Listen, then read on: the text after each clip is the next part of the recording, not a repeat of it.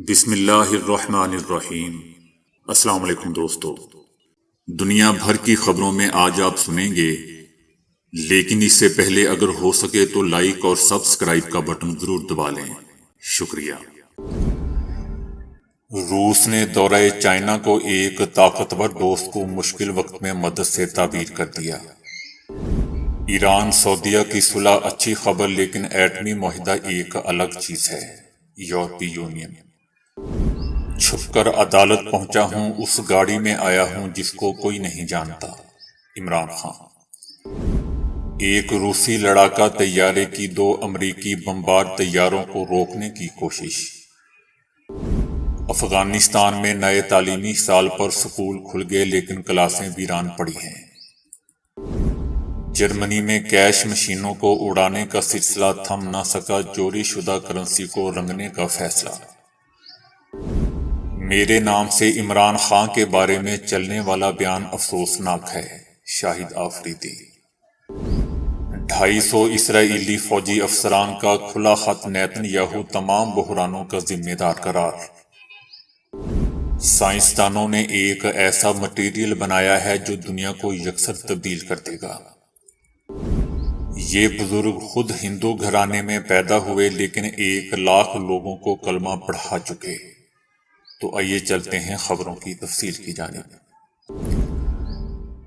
China کے صدر شی جن پنگ روس کے 3 روزہ دورے پر روس پہنچے ہیں، جہاں ان کا پرتپاک استقبال کیا گیا ہے۔ آمد پر ملٹری بینڈ نے چائنا اور روس کے ترانوں کی دھن بجائی، جبکہ چائنا اور روس کے صدور کی دو بدو ملاقات ہوئی ہے۔ چائنا کے طاقتور ترین رہنما کے طور پر ابھرنے والے شی جن پنگ کا مسلسل تیسری بار صدر منتخب ہونے کے بعد بیرون ملک کا یہ پہلا دورہ ہے، جس سے ان کے روس کے ساتھ مضبوط تعلقات کا اظہار ہوتا ہے۔ چینی صدر نے اس یقین کا اظہار کیا تھا کہ روس کا دورہ سود مند ثابت ہوگا اور دونوں ممالک کے درمیان تعلقات اور تجارت میں مزید تیزی آئے گی۔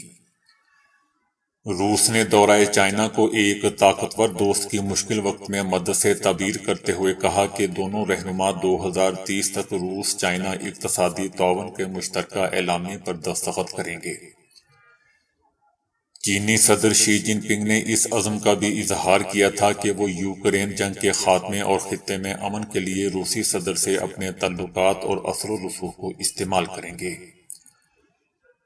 صدر پیوٹن نے بھی اس امید کا اظہار کیا کہ چائنا یوکرین جنگ پر مغربی دباؤ کے خلاف ان کی حمایت کرے گا اور مغربی ممالک کی روس پر پابندیوں کے خلاف آواز اٹھائے گا۔ یاد رہے دوستوں کہ عالمی عدالت کے یوکرینی بچوں کو روس بھیجے جانے پر صدر پیوٹن کی گرفتاری کے وارنٹ جاری کرنے کے بعد چائنا کے صدر شی جن پنگ کسی ملک کے پہلے سربراہ ہیں جو روسی صدر سے ملنے آئے ہیں۔ یورپی یونین نے کہا ہے کہ ایران اور سعودی عرب کے درمیان تعلقات کی بحالی ایک اچھی خبر ہے، لیکن ایٹمی معاہدے کی تجدید ایک الگ موضوع ہے۔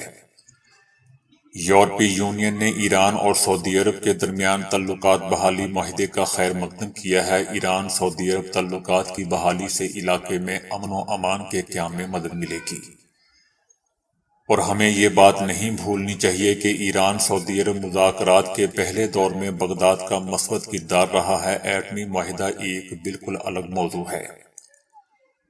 سعودی عرب اور ایران کا رابطہ برقرار ہونا ہر طرح سے اچھی خبر ہے، لیکن ایران ایٹمی معاہدے کی اپنی خاص اہمیت رکھتا ہے۔ دوسری طرف سعودی عرب نے کہا ہے کہ ہم نے ہمیشہ کہا ہے کہ ایران ہمارا ہمسایہ ہے اور ممکن ہے کہ ایران میں ہماری سرمایہ کاری بہت تیزی سے انجام پائے۔ عمران خان لاہور ہائی کورٹ میں پیش ہو گئے۔ لاہور ہائی کورٹ میں عمران خان کی زمان پار گھر پر پولیس آپریشن کے خلاف توہین عدالت کی درخواست پر سماعت ہوئی۔ عمران خان نے عدالت کو بتایا کہ میرے گھر کے شیشے توڑ دیے گئے، میری بیوی گھر میں تھی اور وہ پردے دار خاتون ہے، ان کی چیخوں کی آواز کیمرے میں موجود ہے۔ 4 دیواری کا تقدس پامال ہوا، میرے 5 گارڈز کو پکڑ کر لے گئے اور تشدد کیا۔ آج میں چھپ کر عدالت پہنچا ہوں، اس گاڑی میں آیا ہوں جس کو کوئی نہیں جانتا۔ بغیر کسی قافلے کے آیا ہوں۔ جسٹس طارق سلیم شیخ نے ریمارکس دیے کہ میڈیا پر بیٹھ کر جو عدلیہ کا مذاق بنا رہے ہیں ان کے خلاف توہین عدالت کی کارروائی کروں گا۔ اگر تمام فریقین نے عدلیہ کی عزت نہ کی تو پھر توہین عدالت کارروائی ہوگی۔ ہم نے قانون کے مطابق کارروائی کرنی ہوتی ہے، ہم صرف قانون کی بات کرتے ہیں۔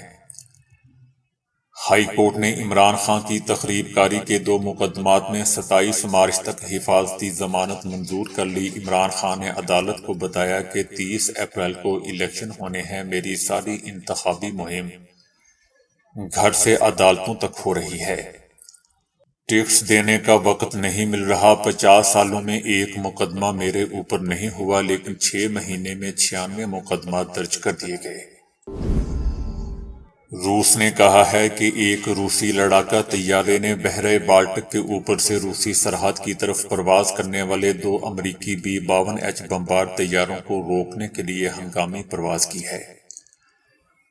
ڈیوٹی پر موجود ایئر ڈیفنس فورس کے ریڈاروں نے بحیرہ بالٹک کے اوپر 2 ہوائی اہداف کا پتہ لگایا جو روس کی سرحد کی طرف پرواز کر رہے تھے۔ روسی جٹ کی پرواز کا مقصد طیاروں کی شناخت اور سرحدی خلاف ورزی کو روکنا تھا۔ ان غیر ملکی فوجی طیاروں کے روس کی ریاستی سرحد کی جانب سے ہٹنے کے بعد روسی طیارہ اپنے اڈے پر واپس چلا گیا۔ روس نے کہا کہ امریکی طیاروں نے روس کی ریاستی حدود کی خلاف ورزی نہیں کی اور یہ کہ روسی جٹ کی پرواز میں بین الاقوامی فضائی قوانین کی سختی سے تعمیل کی گئی تھی۔ دوستو، اس واقعے سے پہلے 14 مارچ کو بحر اسود میں اسی علاقے کے قریب بین الاقوامی فضائی حدود میں ایک امریکی فوجی جاسوس ڈرون مبینہ طور پر روس کے لڑاکا طیاروں کے ساتھ تصادم کے بعد گر کر تباہ ہو گیا تھا۔ روس نے امریکہ کو روسی سرحد کی خلاف ورزی کے خلاف خبردار کیا اور کہا تھا کہ وہ مستقبل میں امریکہ کی طرف سے کسی بھی اشتعال انگیزی کا متناسب جواب دے گا۔ افغانستان میں تعطیلات کے بعد نئے تعلیمی سال کے آغاز پر سکول کھل گئے، لیکن طلبہ کی غیر حاضری کے باعث تدریس کا عمل شروع نہ ہو سکا۔ افغانستان میں نئے تعلیمی سال پر طلبہ میں گہما گہمی نہ ہونے کے برابر تھی۔ اکثر سکول ویران ہے اور کلاسیں طلبہ کے انتظار میں خالی پڑی ہیں۔ طالبان کی حکومت قائم ہوئے 1.5 سال ہو گئے ہیں، لیکن تعلیمی پالیسی کے حوالے سے غیر یقینی صورتحال ہے۔ یاد رہے دوستوں کہ طویل انتظار کے بعد لڑکیوں کو سکول میں آنے کی اجازت دینے کے دن ہی دوبارہ پابندی لگا دی گئی تھی، جو حال تاحال برقرار ہے۔ اسی طرح یونیورسٹی میں طالبات کو اجازت دینے کے کچھ عرصے بعد دوبارہ پابندی لگا دی گئی اور لڑکیوں کو ہاسٹل سے بے دخل کر دیا گیا تھا۔ یہی وجہ ہے کہ نئی تعلیمی سال کے آغاز پر کوئی بچہ سکول نہیں آیا۔ میڈیا کے نمائندوں نے کابل کے 7 سکولوں کا دورہ کیا اور دیکھا کہ صرف چند اساتذہ اور پرائمری طلبہ آئے ہیں، لیکن کوئی کلاس منعقد نہیں کی گئی۔ مجموعی طور پر پورے ملک میں یہی صورتحال ہے۔ جرمنی میں اب چور 1 2 نہیں سینکڑوں ATM مشینوں کو تباہ کر چکے ہیں۔ پولیس نے تازہ کارروائیوں میں 42 مشکوک افراد کو گرفتار کر لیا ہے۔ اکثر مشینیں دھماکے سے تباہ کی گئیں۔ مجرمان مشینوں کو فوری طور پر تباہ کر کے ان سے رقم نکال کر فرار ہو جاتے ہیں۔ صرف گزشتہ سال ایسے 496 کیسز ریکارڈ کیے گئے تھے، جو 2021 کے مقابلے میں 27% زیادہ ہیں۔ بعض مشینوں میں گیس بھر کر اس کے دباؤ سے بھی انہیں توڑا جا رہا ہے۔ یہ ایک خطرناک کام بھی ہے۔ ایک مجرم اس عمل میں ہلاک بھی ہو چکا ہے۔ حکومت کا کہنا ہے کہ شرپسند عوام کی زندگی اور مال سے کھیل رہے ہیں۔ اب جرمنی نے مشینوں کے اطراف مزید کیمرے لگانے، رقم کم کرنے اور چوری شدہ کرنسی کو رنگنے جیسے اقدامات شروع کر دیے ہیں۔ شاہد خان آفریدی کا کہنا ہے کہ میرے نام سے عمران خان کے بارے میں چلنے والا بیان افسوسناک ہے۔ اس بارے میں جو بھی گندی سیاست کر رہا ہے وہ کرے، تاہم مجھے اس گندی سیاست کا حصہ نہ بنائے۔ میں اس گندی سیاست میں نہیں پڑنا چاہتا۔ شاہد خان آفریدی کا مزید کہنا تھا کہ مجھ میں اتنی ہمت ہے کہ جو کہنا ہوں وہ کہتا ہوں۔ سوشل میڈیا پر میرا کوئی بیان دکھا دیں جس میں عمران خان کے بارے میں ایسی کوئی بات کی ہو۔ سوشل میڈیا پر شاہد خان آفریدی کا ایک بیان دوستوں زیر گردش ہے۔ جس میں انہوں نے مبینہ طور پر کہا تھا کہ عمران خان کو گرفتاری دے دینا چاہیے تاکہ حالات بہتر ہوں۔ شاہد آفریدی کے مبینہ بیان پر تحریک انصاف کے کارکنان اور حامیوں کی جانب سے گزشتہ روز سے انہیں شدید تنقید کا نشانہ بنایا جا رہا تھا۔ 250 اسرائیلی فوجی افسران نے نیتن یاہو کو اسرائیلی ناجائز ریاست میں پائے جانے والے تمام بحرانوں کا ذمہ دار قرار دیا ہے۔ سفیروں، سیکیورٹی ایجنسیوں کے ملازموں اور کمانڈروں پر مشتمل 250 افسروں نے ایک کھلا خط لکھا ہے جس میں کہا گیا ہے کہ نیتن یاہو اور ان کی کابینہ نے اسرائیل کو ناقابل تلافی نقصان پہنچایا ہے۔